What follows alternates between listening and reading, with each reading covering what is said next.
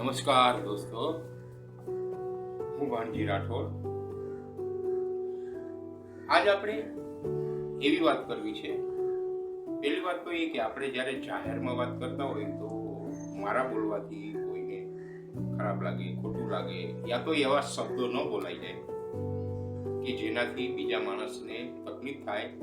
આપણે એક સબ્જેક્ટ લઈને વાત કરવી છે. એનું નામ છે જલ, જીવન અને પર્યાવરણ. આના વિશે વાત કરવાની છે. વાત કરવાની છે એવું લગાતો એવા વિચારો કરવાના છે કે ઈશ્વરે, ભગવાને આપણને પૃથ્વી ઉપર જન્મ આપ્યો છે. ઈશ્વર આપણને સૂર્ય, તેજ, હવા, એટલું આપણા જીવન જીવવા માટે બધું જ આપણને ફ્રી આપે છે. એનું મહત્વ તો બધા જને ખબર છે કે જળ એ જ જીવન છે. તો જળ એ જ જીવન છે. જળ આપણને વરસાદના રૂપમાં ઈશ્વર ભગવાન આપે છે. જો વરસાદના રૂપમાં શુદ્ધ અને સાત્વિક પાણી આપણને આપે છે, એ પાણી આપણે સંભાળીને રાખવું પડે.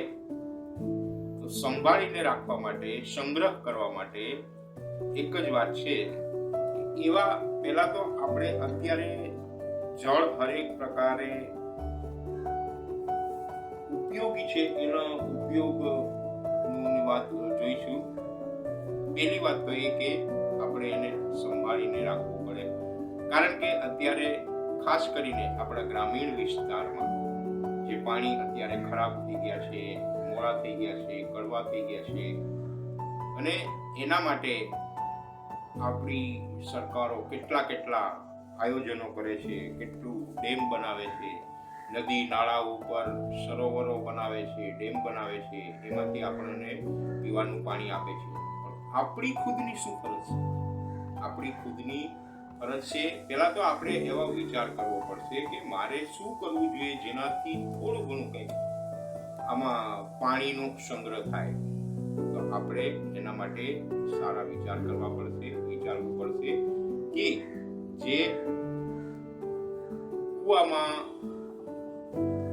તળાવમાં, ડેમમાં એ તો પાણી છે પણ બધી જગ્યાએ સારા નથી, બધી જગ્યાએ પીવા લાયક નથી. તો એના માટે આપણે જે વરસાદ રૂપી ઈશ્વર આપણને પાણી આપે છે, એ પાણીને સંગ્રહ કરીને રાખવું પડશે. એવો વિચાર કરવો પડશે, રાખવું પડશે. એવા સારા વિચારો આવવા પડશે કે હું શું કરું તો એનાથી મને અમૃત રૂપી જળ મળે પીવા માટે અને રસોઈ માટે.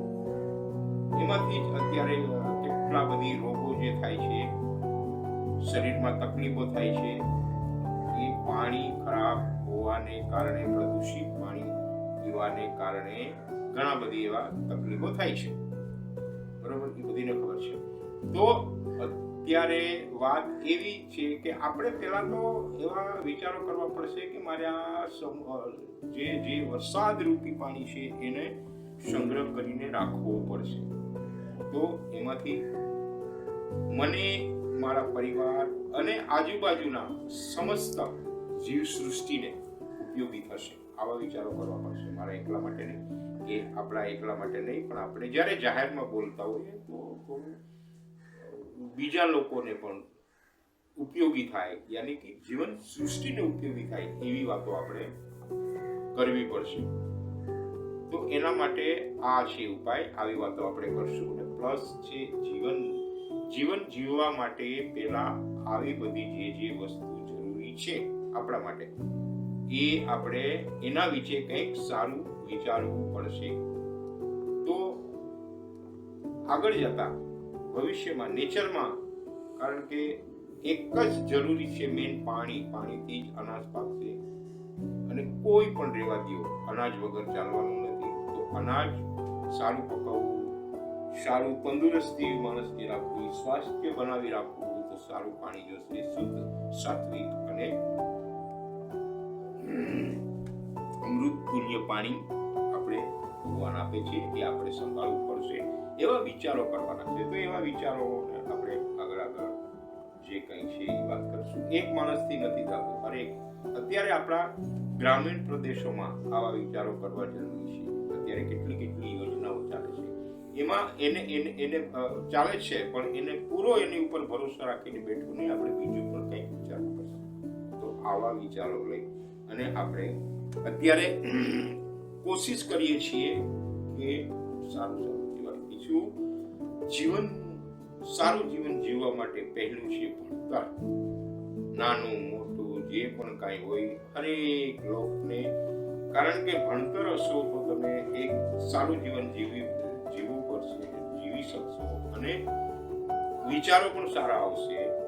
તો એનાથી આગળનું જીવન સુદૃઢ થશે, સરળ થશે. તો આવા પણ આપણે વિચારો કરી શકીએ કે ભણતર બી જરૂરી છે સારું જીવન જીવવા માટે. એવું નથી કે હા ભાઈ આપણે ભણીને શું કરવું, એવું નહીં વિચારવાનું. ભણતર તો મુખ્ય છે. જે પણ કાંઈ હોય, સ્કૂલે જતા હોય લોકો અને ન જતા હોય એને પણ ભણતર નિશાળે જતા કરવા પડશે અને ભણવું પડશે. તો આવા વિચારો બધાને ઉપયોગી થાય એવા વિચારો લઈને હું આવ્યો છે અને એમાં આગળ શું કરવું જોઈએ.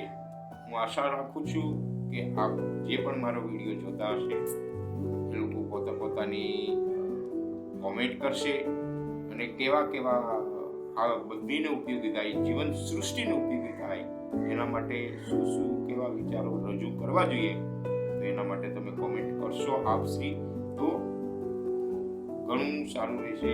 એ હિસાબે પછી આપણે આગળની વાતો પણ કરશું. જય હિન્દ, જય ભારત.